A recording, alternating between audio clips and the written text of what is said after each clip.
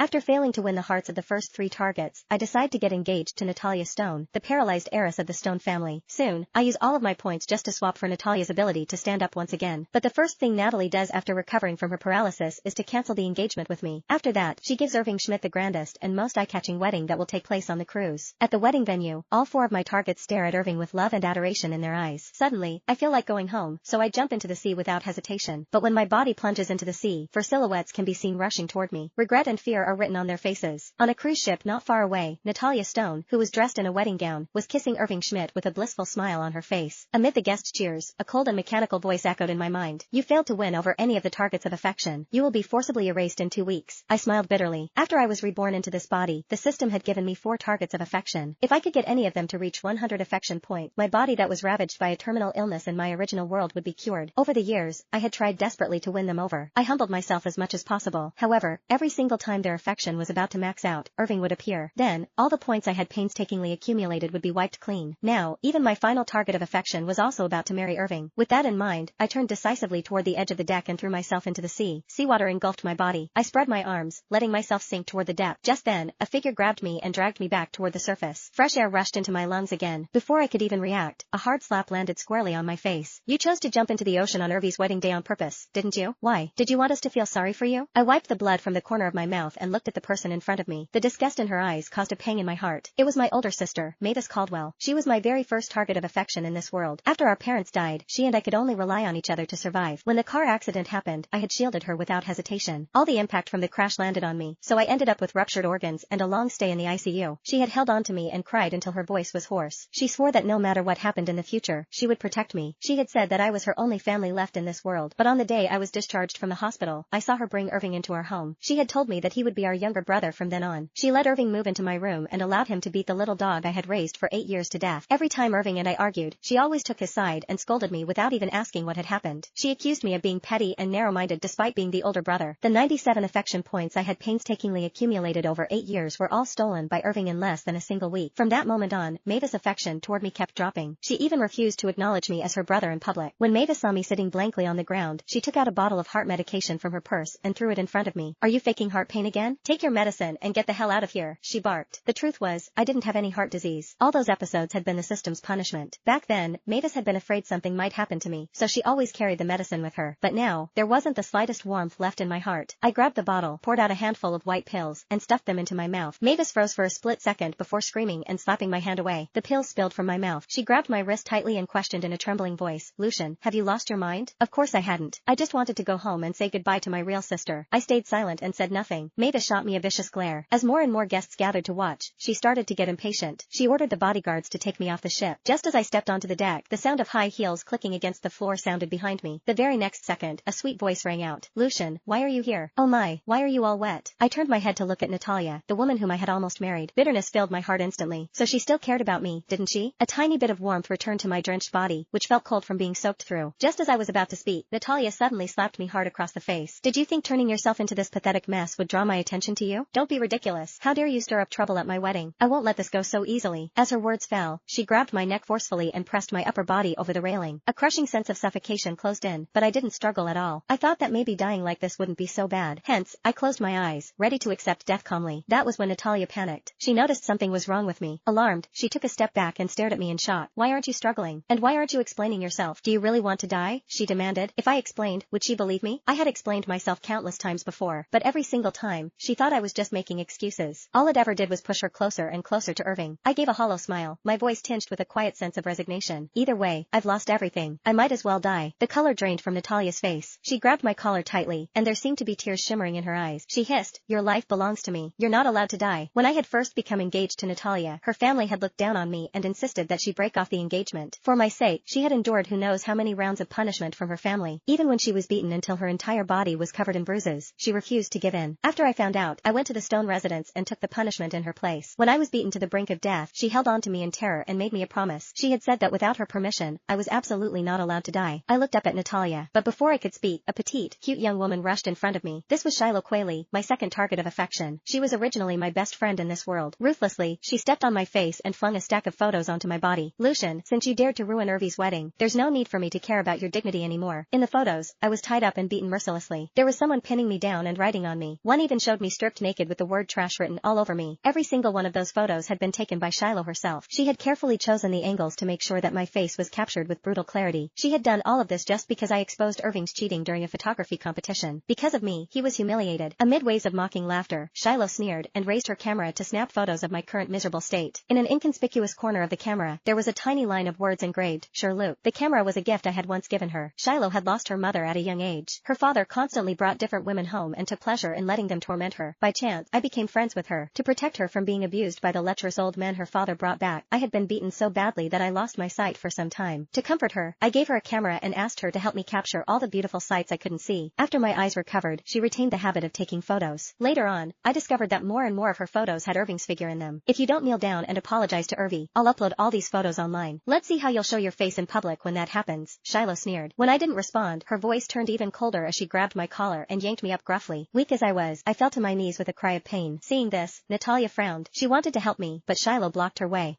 Shiloh said, "Miss Stone, don't be fooled by his act of pity. Back then, I trusted him too much. That was how I ended up ruining Irving's ability to take photos ever again." She paused and continued indignantly. "In order to compete with Irving for first place in the photography competition, you hired those darn thugs to force Irving into taking obscene photos. You even framed him for cheating in the contest. If I hadn't arrived in time, Irving would have He almost killed himself back then." When Natalia heard this, her gaze instantly turned glacial. "Get lost. If you keep disrupting my wedding, I'll make sure you experience everything Irving suffered. I'll make you." Before she could finish speaking, I staggered to my feet and ran straight toward the road beside us. A massive truck came roaring toward me. Just as I closed my eyes and waited for death to claim me, someone shoved me hard out of the way. Natalia dragged her injured leg as she rushed in front of me to grab my collar forcefully. "Who are you putting on this suicidal act for? Do you think this will make me go easy on you?" At the same time, the system reminded me, "Lucian, Natalia's affection points are going up. Do you wish to continue the mission?" I stared at Natalia in shock, only to see her instructing her assistant to cancel the wedding. She seemed to sense my gaze and looked up at me. I calmly looked away. In my mind, I replied, "No." All I wanted now was to go home. After the driver sent me back, I realized I had several abrasions all over my body. There was mud and blood everywhere. I was absolutely filthy. I found some medicine and was about to clean myself up when someone suddenly kicked the door open. Shiloh stormed in furiously and kicked me hard in the stomach. "Where did you take Irving? If anything happens to him, I'll make sure you suffer a fate worse than death." Natalia and Mavis rushed in right behind her. Both of them shot me hostile glares. "So that's why you kept staging those pathetic performances again and again. You did it to cover up your crimes. Let me tell you this. If anything happens to Irving, I'll make you pay with your life." But how would I know where he had gone this time? Still, their words served as a reminder. If they cared about Irving that much, maybe his disappearance really would drive them insane to the point of killing me. When I didn't respond, Natalia shot me a hateful, vicious look. "Looks like you won't talk if we don't make you suffer a little." She grabbed a bottle of alcohol nearby and poured it directly onto my wounds. A sharp, searing pain tore through me. Cold sweat instantly broke out all over my body. But the women were far from done. They ordered their bodyguards to pin me down. Shiloh picked up a pair of fireplace tongs, while Natalia kept pouring alcohol onto my wounds. I panicked in earnest. I did want to die, but I didn't want to be tortured to death. So, I struggled desperately. Suddenly, a wooden stick slammed hard into the back of my head. Blood streamed down my forehead. My body trembled, and I no longer had the strength even to scream. "Just kill me." Seeing that I was still stubbornly refusing to speak, Natalia picked up a knife and walked toward me. The cold gleam of the blade stopped less than an inch from my left eyeball. "Do you think putting on such an act will make us go soft on you? I'll ask you one last time. Where is Irving?" Natalia asked menacingly. I raised my pale face, exhausting every ounce of strength to force out a smug smile. "Irving? I killed him. I threw his body into the sea to feed the sharks. Aren't you all in love with him? Don't you all want to marry him? Too bad for you. Your wish will never come true. Come on, kill me and avenge him." Natalia's eyes turned bloodshot. She drove the knife straight into my chest. I collapsed limply onto the floor.